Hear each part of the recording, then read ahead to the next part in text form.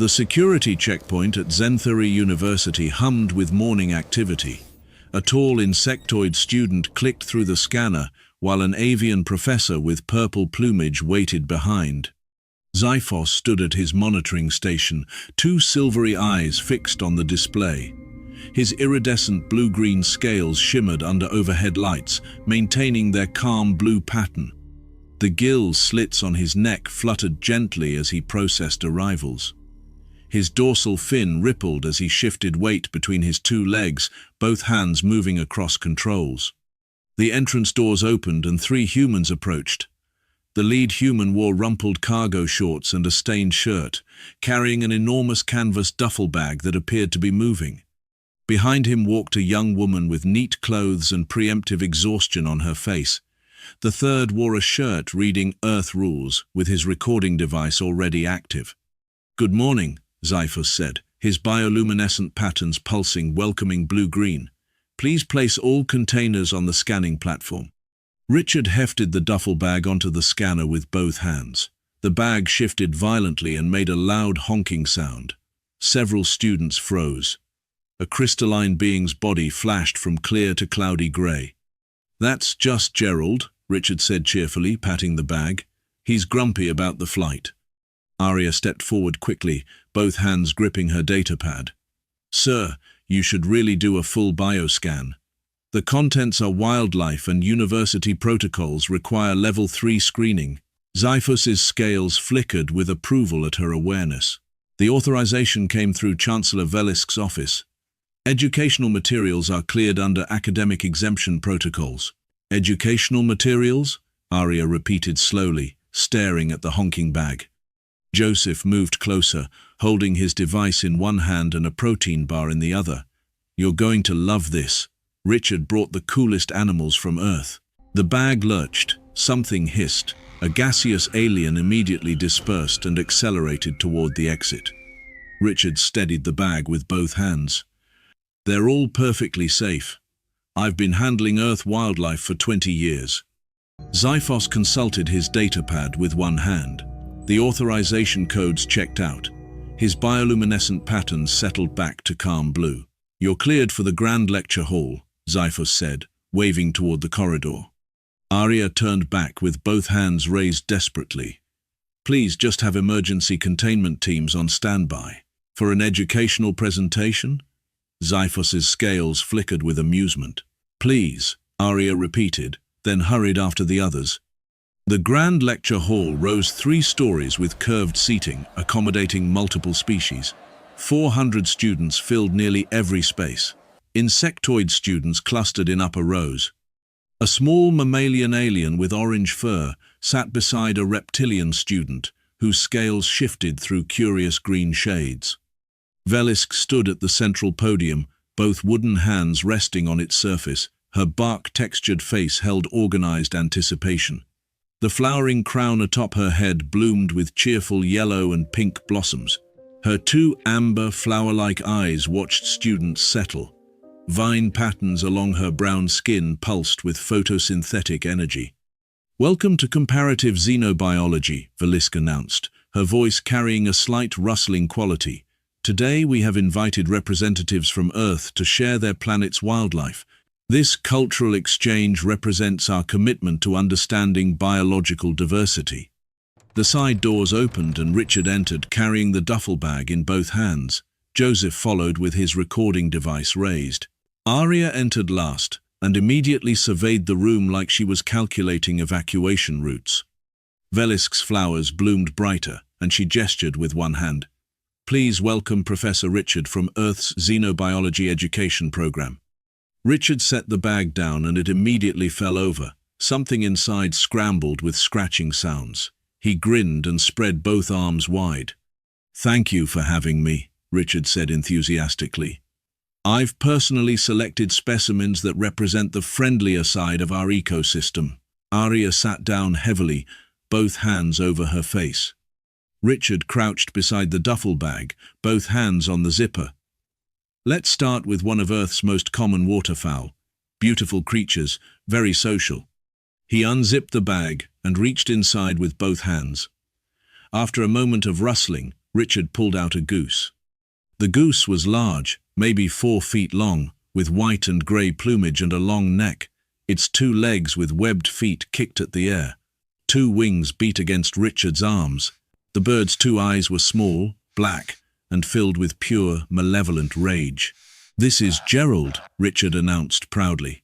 Gerald honked. The sound echoed through the hall like an air raid siren. Velisk's flowers wilted slightly. The reptilian student dropped their datapad. An insectoid lifted off their seat. "By the old growth," Velisk whispered, bark skin cracking. Both hands gripped the podium. "What is that creature's threat classification?" Richard seemed delighted. He shifted his grip on Gerald, who tried to bite his hand. "Oh, geese are completely harmless." "Well, mostly. Gerald's territorial, but watch, I'll demonstrate proper handling." He set Gerald down on the platform. The goose stood on 2 orange legs and surveyed the audience with cold calculation. Its long neck extended upward. It honked once more. Zyphos entered through the security entrance just in time to witness this. His 2 eyes widened, and his bioluminescent patterns immediately shifted from calm blue to concerned purple. Gill slits fluttered rapidly. He raised his communication device with one hand. "This is Zyphos to Security Station Alpha. Begin monitoring lecture hall biosensors." "It's just a bird," Arya called out, raising one hand. "Humans coexist with thousands of these. They live in parks. They're not dangerous." Gerald charged at Richard, who tried to demonstrate friendly interaction. The goose's wings spread wide, its beak opened, and it hissed. Richard stumbled backward, with both arms raised, and tripped over his duffel bag, landing hard. Gerald stood on his chest and honked triumphantly. "Very friendly," Richard wheezed, giving a thumbs up. "This is actually affection in goose behavior." "That creature is assaulting the human," a crystalline student said. Their body had shifted to orange. "Should we intervene?" "No, no," Richard insisted, rolling sideways and standing. He grabbed Gerald with both hands and held the goose at arm's length. Gerald's legs kicked. "See? Perfectly manageable." Gerald bit Richard's thumb. Richard yelped but maintained his grip and smile. Velisk's flowers drooped at 45 degrees. Small leaves curled inward. She released yellow pollen, indicating alarm. Both hands trembled as she accessed her tablet. "I'm pulling up Earth's biological database," Velisk announced. "Goose. Anserinae family. Noted for aggressive territorial behavior and unexpected strength. Has serrated beak and powerful wings capable of breaking human arm bones." She looked up with both eyes wide. "You brought a creature that can break your own species' bones?" "Well, technically yes," Richard admitted, wrestling Gerald toward the bag. "But that's rare. Usually they just chase you. More scary than dangerous." Joseph moved closer to film. "Dude, the goose is the least intense one. Wait until you see number 3. Every alien turned to stare. Velisk's remaining healthy flowers lost several petals. Zyphos's scales flashed through 3 shades of purple. Richard zipped the bag partially, leaving Gerald's head poking out. Gerald honked indignantly but stayed contained. Richard straightened and brushed off his shorts with both hands.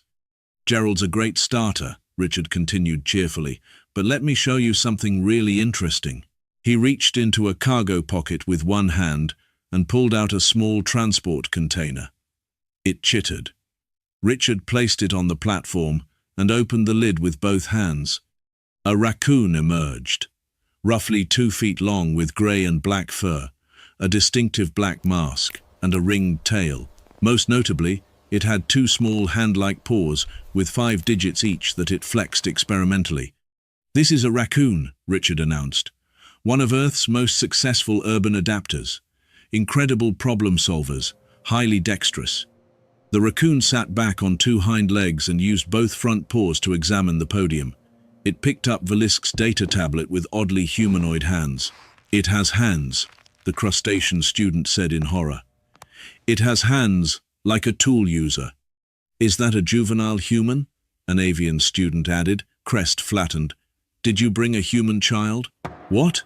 No, it's a raccoon. Completely different species." The raccoon dropped the tablet and climbed the podium toward Velisk with both hands. Velisk stumbled backward on her two legs, bark skin cracking audibly. Her flowering crown released red pollen that smelled like burning wood. "It's climbing toward me with its human hands," Velisk said, voice rising. "Why does it have a mask? Is it a deception adaptation?" "Actually, funny you should mention stealing," Richard said, laughing. "Raccoons are notorious for taking things. We call them trash pandas, super cute behavior." The raccoon reached the podium top and grabbed Velisk's administrative sash with both tiny hands. Velisk shrieked, a sound like wind through dead leaves, and backed away. Both hands flailed and she released more red alarm pollen. "Security! The masked creature is attempting theft." Zyphos was already moving down the aisle, both hands raised. His scales had progressed to deep purple. "Professor Richard, please contain your specimen." "Right, sorry." Richard jogged forward and scooped up the raccoon with both hands. It chittered and tried to grab his shirt buttons. "They're just curious, totally normal behavior." "Nothing about that creature is normal," Velisk insisted, retreating with both hands gripping the wall. Her flowers had wilted to nearly horizontal. "It has hands of a sentient being and the face of a criminal." Richard had managed to get the raccoon back into its container, though not before it stole 3 buttons. He sealed the lid and beamed. "See? Amazing creatures. Now let me show you another example." He reached into his duffel bag with both hands and pulled out a much larger container marked with warning text. "Warning, aggressive species," a Silicon student read aloud. "That's what the container says." "It's just a safety label," Richard assured them, setting the container down with both hands. "The animal inside is actually misunderstood." He opened the container and reached inside with both hands. What emerged made several students in the front rows stand and back away. The honey badger was compact and muscular, about 3 feet long with powerful legs ending in substantial claws. Its fur was grey and black with a pale stripe along its back. 2 small eyes surveyed the room with flat menace. "This is a honey badger," Richard announced, setting it on the platform where it immediately began grooming itself with both front paws. "One of Earth's most fearless animals. But look how calm it is." Velisk had pulled out her tablet with shaking hands and was frantically searching. Her 2 amber eyes grew wider. Bark skin developed visible cracks. "Mellivora capensis," Velisk read aloud. "Attacks creatures many times its size, resistance to venom, known to fight off apex predators. Listed as most fearless animal in Earth database." She looked up with both hands clutching the tablet. "You brought the most fearless creature from your planet into a room with 400 students." "It's really more about tenacity," Richard explained. "The honey badger was investigating the platform edge. They're problem solvers. It escapes from containment." Zyphos's scales had achieved a shade of red he didn't know he could produce. The honey badger looked up at Richard and made a grumbling sound. Richard crouched with both hands extended. "See? Very vocal." Richard reached toward the honey badger with one hand. "Don't touch the fearless one." Multiple students shouted simultaneously. The honey badger sniffed Richard's hand, then turned and began walking toward the platform edge on its 4 legs. Students scattered. An avian student flew to the ceiling. Joseph had jumped over 2 rows to get better angles. "This is amazing. Can you get it to do something cool?" "It's not a performance animal," Arya shouted. "It's a wild animal that attacks lions." The honey badger allowed Richard to pick it up with both hands. Richard held it against his chest, where it hung limply. "Completely calm," Richard said proudly. "See? The reputation is overblown."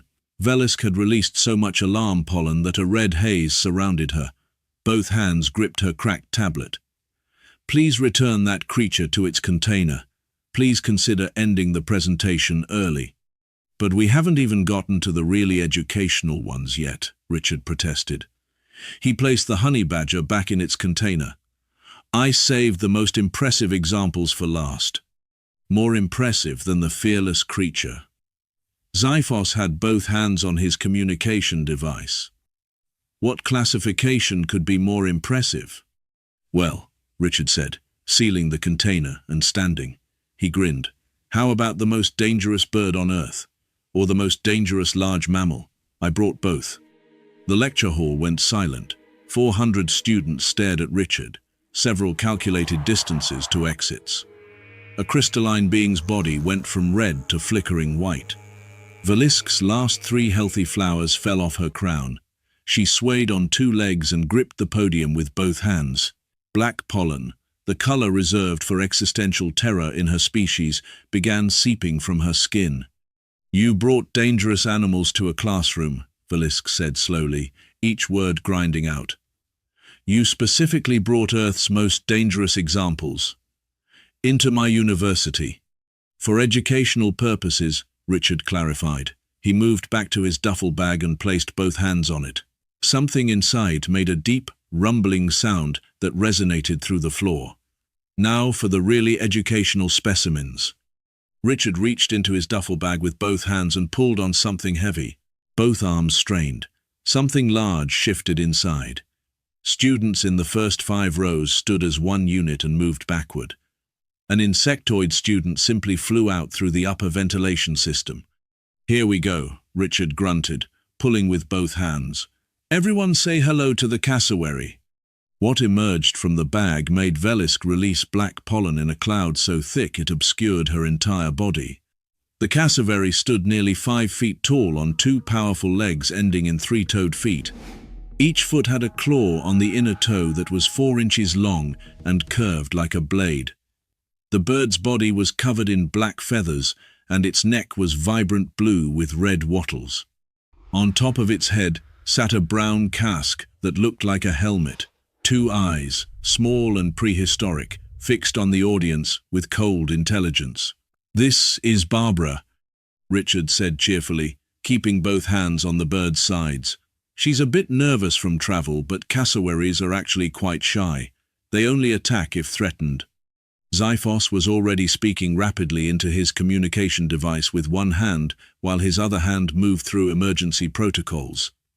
All units to Grand Lecture Hall. Initiate evacuation procedures. Alert medical teams. Contact planetary defense. Barbara made a sound. It was a deep, booming call that vibrated through the walls. The cassowary's throat inflated, and the sound came again, louder. Students began evacuating in organized terror. Insectoids flew upward toward high exits. Aquatic species flowed toward lower doors. The reptilian student had somehow climbed to ceiling fixtures. Please don't run, Richard called out. Running triggers their chase instinct. Joseph was circling the cassowary with his recording device, getting close-up shots. This is incredible. Can you make it do the kicking thing? It's not a trick performer, Joseph, Arya said from the platform edge, with both hands raised defensively. It's a living dinosaur with knife feet. Barbara turned her head on that long blue neck to track Joseph's movement with both eyes. The cassowary's legs tensed. Joseph, stop moving so much, Richard warned. You're making her nervous. I'm making her nervous. Joseph laughed and moved closer. She's like a big chicken. Barbara lunged forward on those 2 powerful legs and Richard's grip slipped. Barbara was suddenly free and moving toward Joseph with her head lowered and those blade-like claws raised. Joseph turned and ran, with both arms pumping. The recording device flew from his hand. Barbara chased him with surprising speed. Don't run, Richard shouted, running after both with both arms waving. Joseph vaulted off the platform into the aisle between seats. Barbara followed without hesitation. Joseph knocked into a crystalline student who shattered into pieces with a sound like breaking glass. Barbara's claws hit a bench and tore through the material like paper. Security, the dangerous bird is mobile, Zyphos spoke into his communicator while running on his 2 legs. His scales were a color without a name. Joseph scrambled over seats, knocking into more students. An avian student got clipped and spun through the air. A fungal student got stepped on and released a distress spore cloud that obscured half the room. Barbara followed relentlessly, destroying furniture wherever those massive clawed feet landed. The cassowary cornered Joseph at the back wall. Joseph pressed against it with both hands raised.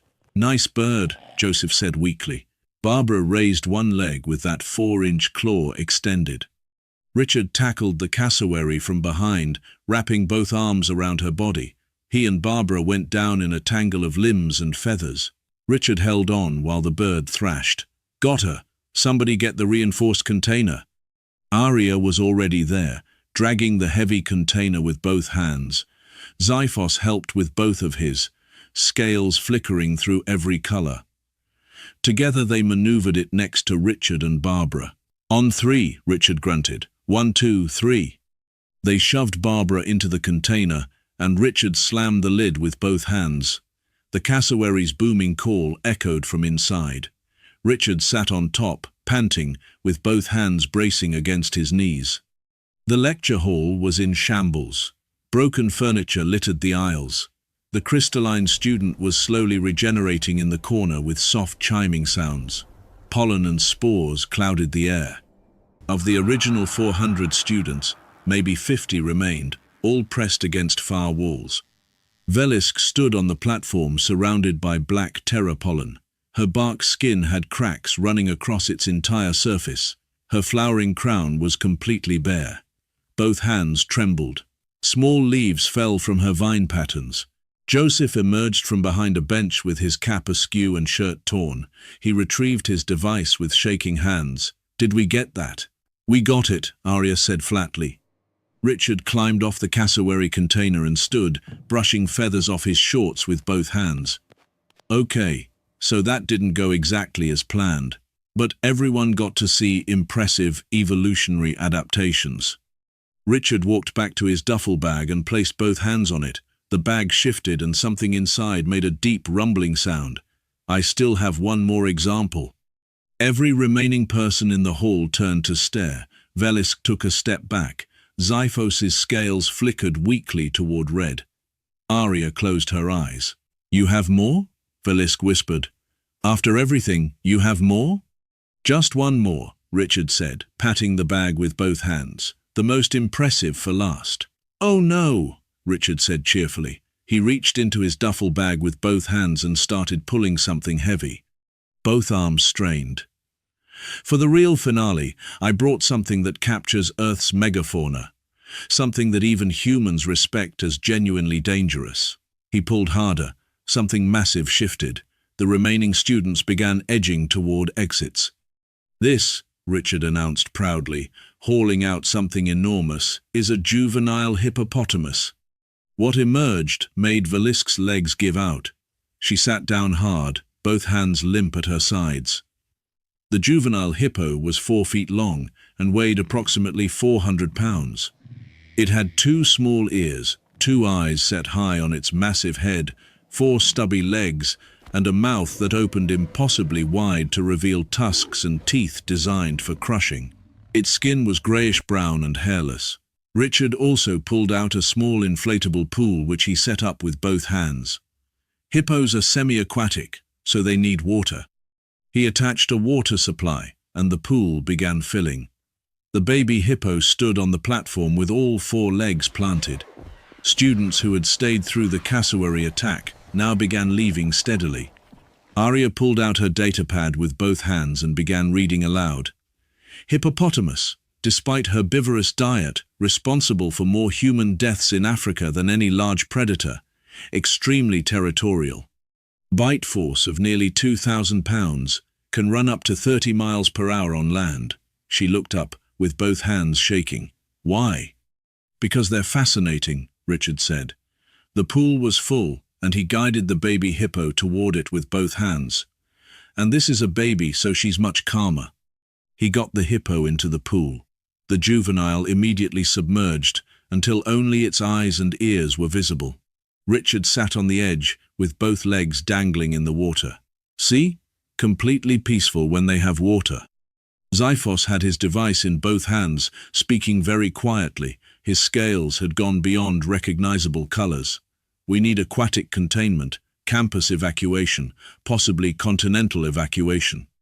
Velisk had not moved from her seated position. Both amber eyes stared at nothing. Black pollen drifted from her cracked bark skin. You brought the most dangerous large mammal from Earth. She's from a sanctuary, Richard assured her. He splashed water with one hand. But I could arrange for adult hippos on a future visit if there's interest. There is no interest, Arya said loudly. There will never be interest. We are not doing this again. Joseph had recovered enough to start filming. Dude, can you get in the pool with it? Great idea, Richard said. Before anyone could stop him, he climbed into the pool with the juvenile hippo. The water came up to his waist. He used both hands to splash the hippo gently. See? Very tolerant of close contact. This is Henrietta. The baby hippo opened its mouth wide. Its tusks were already several inches long. Richard patted its massive head with one hand. This demonstrates understanding context, Richard told his non-existent audience. What seems dangerous is often misunderstood.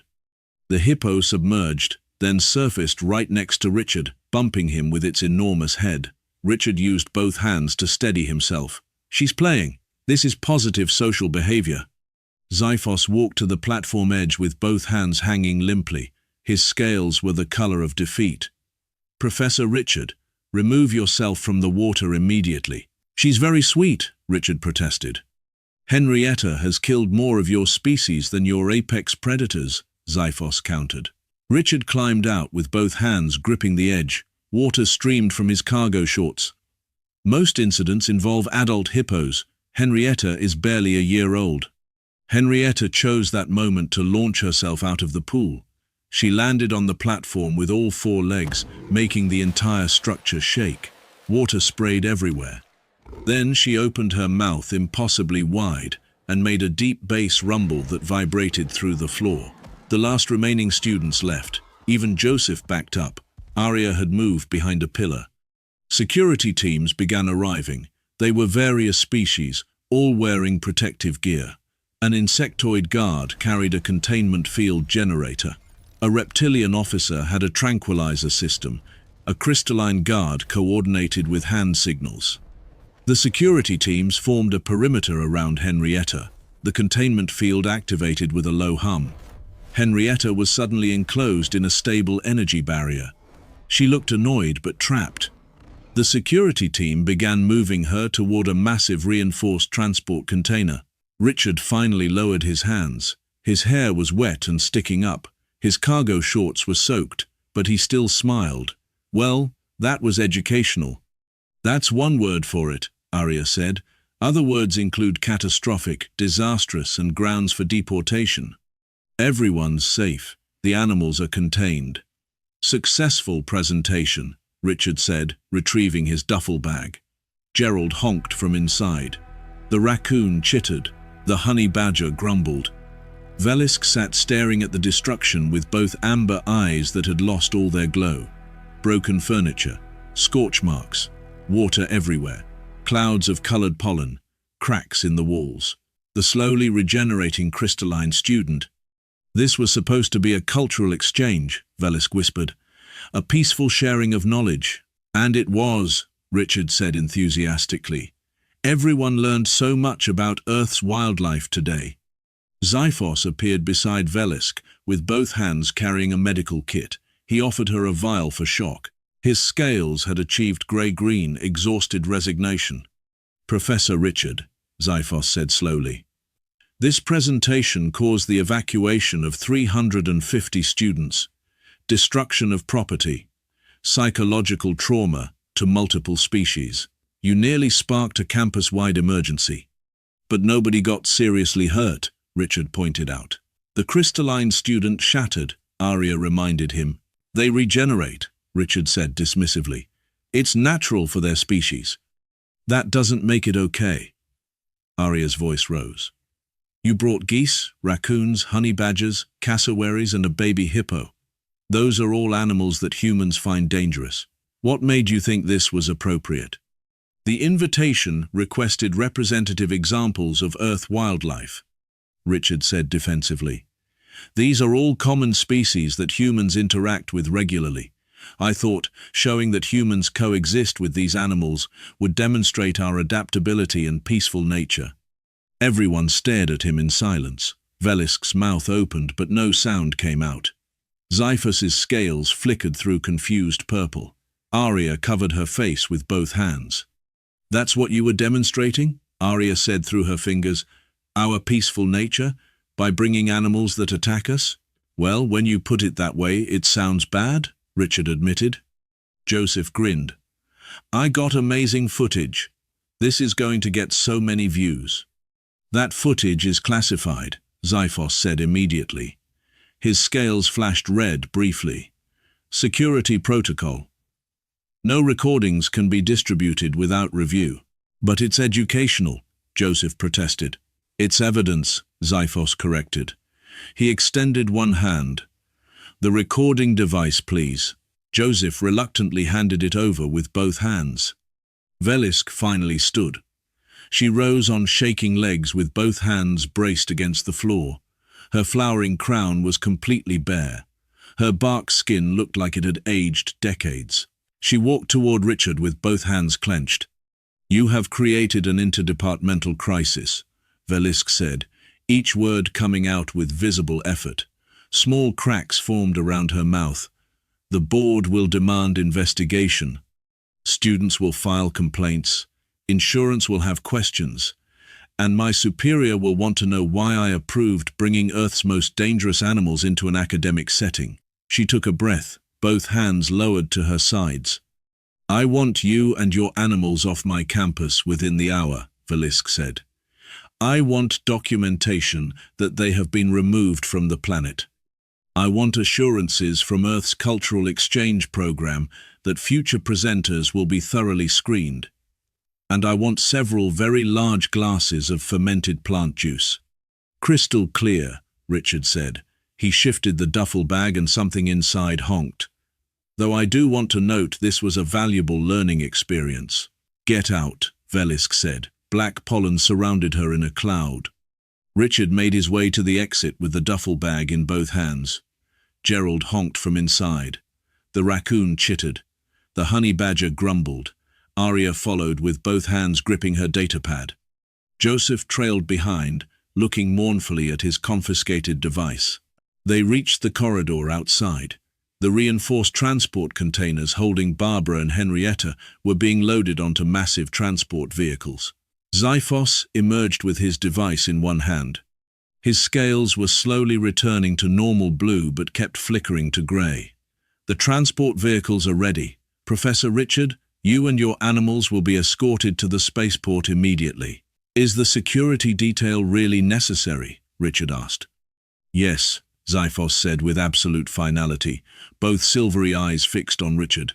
"Because if word spreads that the human with the death animals is still here, we will have panic. Multiple species are demanding new screening protocols. Some are threatening to withdraw students." One parent asked if an orbital strike was justified. "That seems excessive," Richard said. "You brought a hippo," Zyphos reminded him, scales flickering red. "To a university, in a bag." "A very sturdy bag," Richard clarified. "Get on the transport now." Richard climbed into the transport with both hands clutching his duffel bag. Arya followed with weary resignation. Joseph bounced in with both hands already reaching for his backup recording device. The transport lifted off with security escorts on all sides. Through the windows, Richard could see the university campus spreading out below. Richard waved with one hand. "You know, I think that went better than expected. Everyone was really engaged." Arya stared at him with both hands limp in her lap. "You are going to be banned from every educational institution in this sector." "Maybe," Richard acknowledged. "But they'll remember the presentation. They'll have nightmares," Arya corrected. Gerald honked from the duffel bag. The raccoon chittered. The honey badger grumbled. Richard patted the bag with one hand and smiled. Behind them, back in the ruins of the lecture hall, Velisk stood with both hands clutching the largest container of fermented plant juice available. Zyphos sat beside her with his own intoxicant. Both of them stared at the destruction in silence.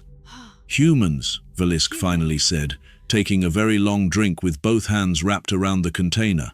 "Humans," Zyphos agreed, his scales slowly fading to the grey of pure exhaustion. His gill slits fluttered with a long sigh.